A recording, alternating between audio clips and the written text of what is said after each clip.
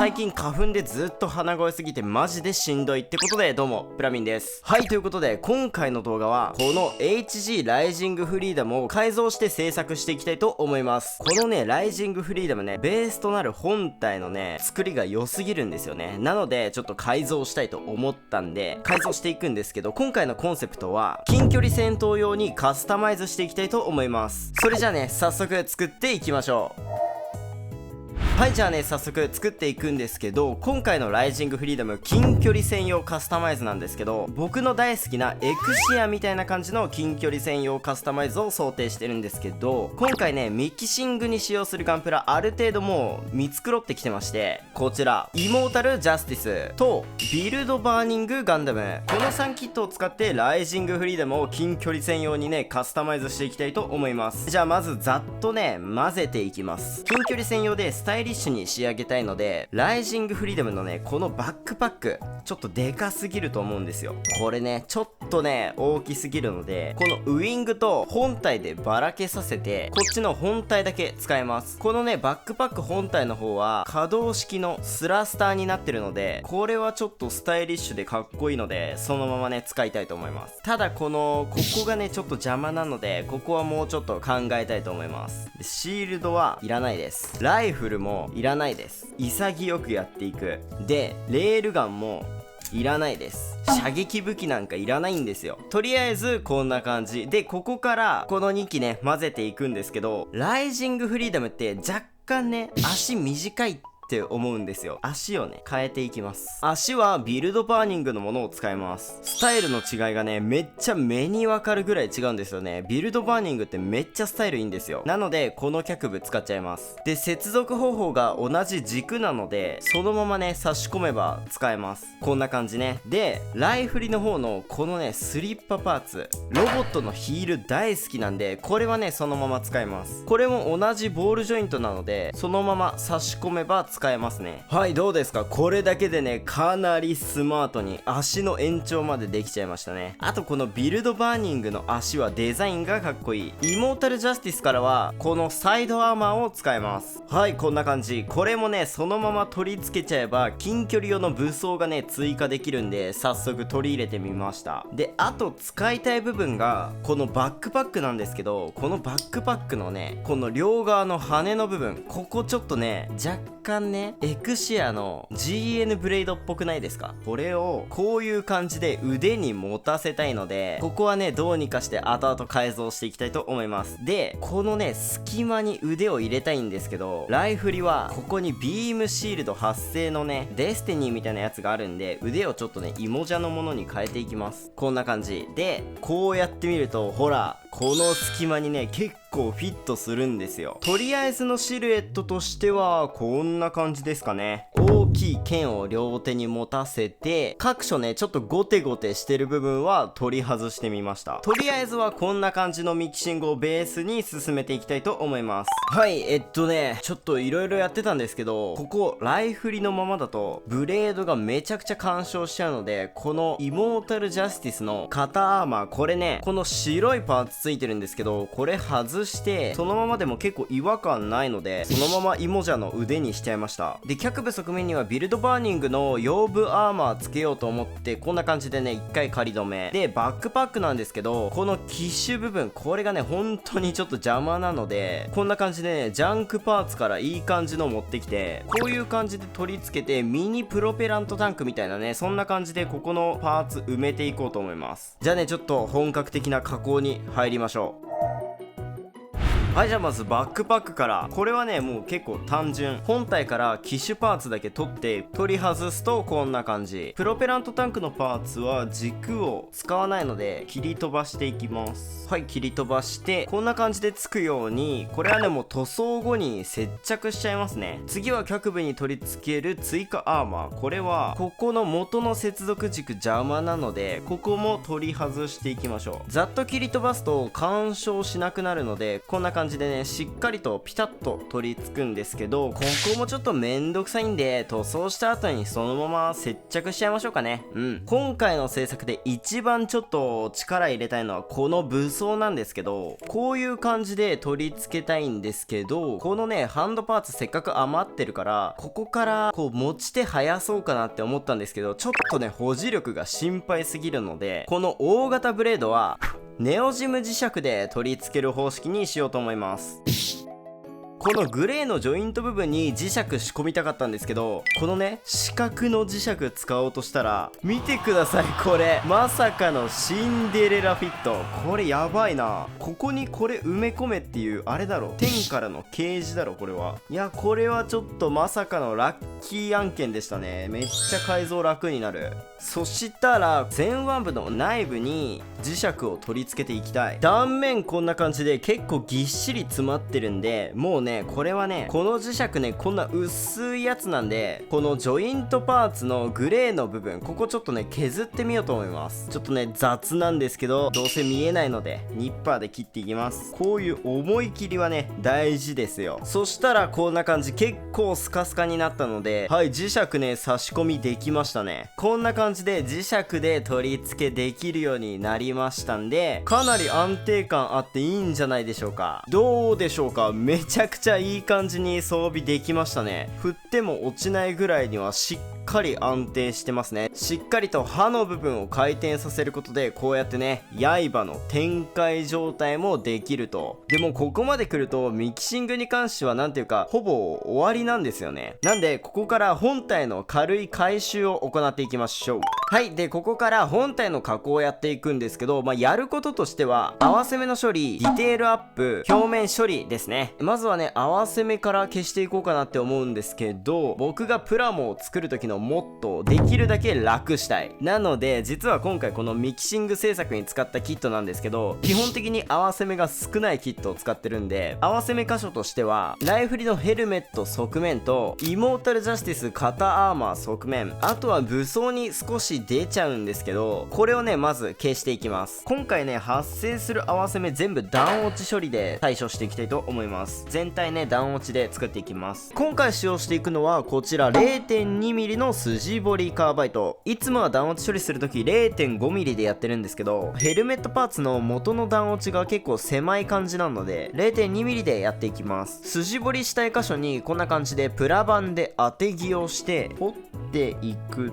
と、はいどうでしょうか。こんな感じで全体ね段落ち処理にすることができました。こんな感じで全身の合わせ目は全部段落ちで処理していきます。じゃあね段落ち処理はちょっと動画的に面白くないのでカットしていきます。はい、バックパックに取り付ける予定のタンクなんですけど、ちょっとねこのままだと寂しいので、ここにねピンバイスで穴を開けて、こうやってケーブルで接続されてるみたいな感じを作ってみました。大型ブレードなんですけど、やっぱねこうやってつけててもかっこいいんですけど、ハンドパーツに何も持ってないのちょっと寂しいなって思ったんで、このエアリアルのビームライフルの持ち手を改造してこうやって手で持てるようにしてみました。やっぱこうやってなんか持ってる方が武器感あってかっこいいかも。じゃあ続いてはこの 0.1mm 筋彫りカーバイトを使用してモールドの彫り直しやっていきます。やることは単純で、こんな感じで全身にあるモールドをこの筋彫りカーバイトで優しく彫り直していくだけですね。これは細かいけど大事なポイント。これを全身にやっていきます。はい、じゃあ次は武装の磁石を埋め込んでいくんですけど、かなりここにね完璧にシンデレラフィットしてるのでパテを入れる隙間があんまないんですよね。なので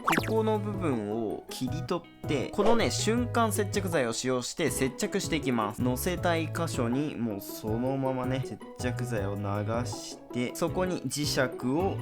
乗せる。こんな感じで綺麗にはまったら、最後にもうちょっとだけね追加しておきます。はい、これでね乾燥まで待っておきます。ワン部の方もこんな感じで接着して、磁石の加工はこれで完了。では続いてディテールアップ。今回はねちょっと軽めなディテールアップで、このドリルビットを使用して一番細い 0.5mm ですね、こんなに細いやつでパーツのいろんな箇所に穴を開けてリベットモールドを作っていくのと、こういった細くカットしたプラ板をパーツに貼り付けてディテールアップしていきます。こんな感じでパーツにねしっかりと垂直にドリルを当てていく。はい、脚部こんな感じでいろんなところにリベットモールドを追加してみました。装甲の節目っていうのかな、そういう部分にリベットを追加することでパーツ同士をつなぎ合わせてる感じが表現できてるんじゃないかなって思います。はい、じゃあ続いてはこのプラ板を使用してディテールアップやっていきましょう。まずこのプラ板自体はね、縦 1mm でカットしてるんですけど、これをさらに小さくカットして、はい、こんな感じに小さくカットしたら、これをねパーツに貼り付けていきます。パーツの貼り付けたい箇所にこのタミヤの接着剤を使用して、もうねそのまま貼りたい箇所に接着剤を乗せていきます。そしたらそこにパーツを乗せて、はい、こんな感じで貼り付けができました。こんな感じでいろんなところに貼っていくんですけど、これねこのままだとプラ板を貼ったままだねっていう感じがめっちゃしちゃうので、全部のディテールアップが終わったら表面処理をねやっていくんですけど、その時にこのプラ板をヤスリがけして薄くして他のパーツと馴染むように加工していきます。ということで、では他のディテールアップ加工すべて終わらして最後ね表面処理をしたら、続いて塗装やっていきましょう。はい、今回塗装に使用していく塗料はこんな感じ。カラーリングとしては僕の大好きなこういうモノトーンにアクセントカラーって感じで作っていきます。まず本体外装メインカラーは黒サフを吹いていきます。マジで黒の塗装するときこの黒サフ1個で終わらせちゃうんですけど、この黒サフの発色めっちゃ好きなんですよね。あと白系の塗料とかと違って色の変わり方がこう目に見えてめちゃくちゃ分かりやすいから、今めっちゃ塗装してるなって感じになれて好きと。こんな感じでほぼ全ての外装パーツは真っ黒に染めていく。続いてフレームパーツはスターブライトアイアンで塗装。メタリック塗料は他の塗料よりシャビシャビになる感じで試着していく。吹いてみるとこんな感じでめっちゃギラギラ。塗装前と比較すると一目瞭然。この塗料めっちゃ好き。一部の外装パーツにはライトガルグレーにアルティメットブラックを少し足した暗めのグレーで塗装していきます。塗ってみるとこんな感じ。続いてアクセントカラーにしたいパーツは、まずは白サフを吹いてその上から蛍光ピンクを塗っていく。ただ今回はそのままじゃなくて、このネイビーブルーをほんと1滴ぐらい足して若干暗めに調色していきます。調色するとこんな感じ。これは自己満レベルの誤差。そしたらこれを塗っていくんですが、このアクセントカラー今回のカラーリングで一番大事な部分なので一番丁寧に塗っていきます。何回か重ねて塗っていくんですが、一番最初は砂吹きといって、なんかマジでめちゃくちゃ薄めに吹くやつをやっていきます。砂吹きが終わったらその上からしっかりと塗料を乗せていく。それをするとこんな感じでめちゃくちゃ綺麗に発色しますね。サフ状態と比べるとこんな感じ。結構ね綺麗に塗装できたと思います。あとはアクセントカラーにしたいパーツに蛍光ピンクを全部塗り終わったら、これでエアブラシ工程は完了です。そしたらねちょっと一部だけマスキングしたので、これ剥がしていきましょう。マスキングを剥がす場面は動画において結構な取れ高だと思ってる。だって気持ちいいもんねとか言いつつ、今回のマスキング剥がす場面めちゃくちゃピンボケしてる。何やってんのこいつってことで、マスキング剥がしてみるとこんな感じ。結構綺麗にマスキングできてますね。はい、塗装が完了したパーツを全部取り外すとこんな感じ。今回ねシードフリーダムキットがメインのミキシングになってるので、パーツね結構多かったですね。でそしたらこのパーツたちをある程度のところまで組み上げて、このカラーリングに違和感がないかチェックしていきます。違和感がなければ次の工程に進んでいきます。続いて部分塗装で情報量を上げていきます。今回のこのガンプラ部分塗装しまくるとちょっとごちゃついちゃう気がするので、部分塗装ね本当に少しで抑えておきます。まずは水性ホビーカラーのゴールド。ディテールアップの際に各所にこんな感じでプラ板でちょっとしたディテールを上げているので、このプラ板をゴールドで色分けしていきます。この水性カラーでの筆塗りはね後で拭き取れば綺麗になるので、結構本当に雑に塗っていきます。あと肘関節なんですけど、このね四角の部分、ここをねちょっとだけ金に塗装して若干ストライクフリーダムっぽい感じにしていきます。ちょっと分かりづらいかもしれないんですけど、こんな感じ。膝裏のこの四角の部分にも塗っていきます。ゴールドの塗装が終わったので、次はこちらのシタデルカラーウォーロックブロンズで東部バルカンの色分けやっていきます。シタデルカラーのこの蓋ってなんでこの開きにくい蓋なんだろうね。これは本当に重厚だけなので、表面にポンと乗せていくだけですね。ちょっとね光の反射でこうメタリックになったのがわかると思います。はい、これれで部分塗装塗り分け箇所を全部塗り終わったので、みんな大好きマジックリンではみ出た箇所の拭き取りやっていきましょう。もうね、部分塗装にはこのマジックリンが必須。綿棒にマジックリンを染み込ませて、はみ出てる箇所を拭き取っていくだけですね。拭き取り完了するとこんな感じ。マジでね、これ本当に楽。拭き取ってない方と比べてみるとこんな感じ。めちゃくちゃ綺麗になってる。部分塗装も完了したので、最後ね、仕上げの加工入っていきます。今この頭部ツインアイとかね、パーツ入れてないので入れていくんですけど、このツインアイのパーツ、今回は塗装じゃなくてシールを使っていこうと思うんですけど、ここで新アイテム、ダイソーで見つけた装飾テープ、これねちょっと使ってみようと思います。なんかね、めちゃくちゃキラキラしてんのよね。開けてみるとこんな感じ。全体的にねパールっぽい色してますね。で、今回はこれの中でこんな感じでね、ハイライトにピンクを入れてるので、このパールピンクっぽいテープでセンサー類の色分けやっていこうと思います。そしたらこのテープをマスキングテープの上に貼り付けて、キット付属のセンサー類、このシールをピンクのシールの上に貼り付けて、これをねテープで切り出していくんですけど、ちょっとこのテープ輝きすごすぎて白飛びしますね。はい、これにてセンサーの貼り付け完了です。目もねめちゃめちゃキラキラだし、後ろもしっかりと貼り付けで、ライジングフリーダムって胴体側面に謎のねこの突起があるんですけど、ここにもねなんとなく貼り付けてみました。このシールねマジでめちゃくちゃ輝く。これ今後も使えますね。なんなら買いだめしとこうかな。なくなりそう。そしたら続いて墨入れやっていくんですけど、これね機体カラー黒なので墨入れね動画映え全くしないんでカットします。それでは最後の工程、みんな大好きデカール貼りやっていきましょう。デカールを使いたいサイズにカットしたデカールを水につけて濡れたスポンジの上に置いておく。個人的にこれが一番楽。そしたらデカールを貼りたい箇所にミスターマークセッターを塗ってデカールを乗せて余分な水分を拭き取り。デカール貼るのって本当に楽しいからね、ちょっとね自制しながらやんないとデカールだらけになるんで気をつけないといけないですね。黒に白いデカールは映えますね。ということで全身のデカール貼り完了したので、最後にトップコート拭いて、これにていよいよ完成です。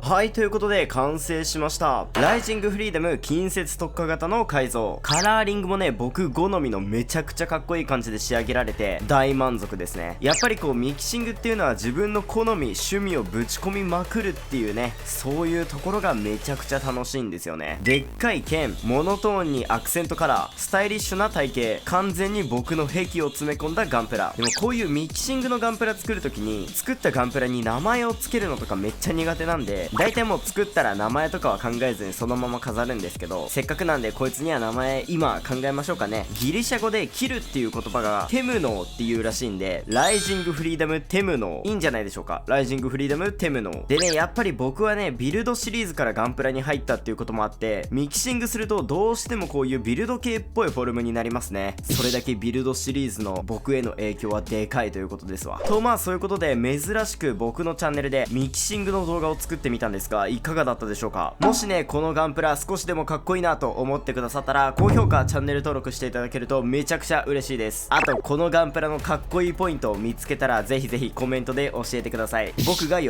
びます。それだけ。ちなみに元のライジングフリーダムと比較してみるとこんな感じ。まあまるっきり変わってますね。まあライジングフリーダムと言いつつ使ってる部分は胴体、頭、バックパックの一部と腰の一部っていうだけなんで、まあガラッと変わりましたね。いやそれにしてもマジでかっこいいな。自分で作ったガンプラが一番かっこいいです。そりゃ自分のかっこいいを突き詰めてるんだからそうなるんだけどさ。ということでこの後はいろいろこのライジングフリーダムテムノーの動画をね撮ってあるので、それを音楽と一緒に流していきたいと思います。興味があればね見ていってくださると嬉しいです。それではまた次回の動画でお会いしましょう。プラミンでした。バイバイ。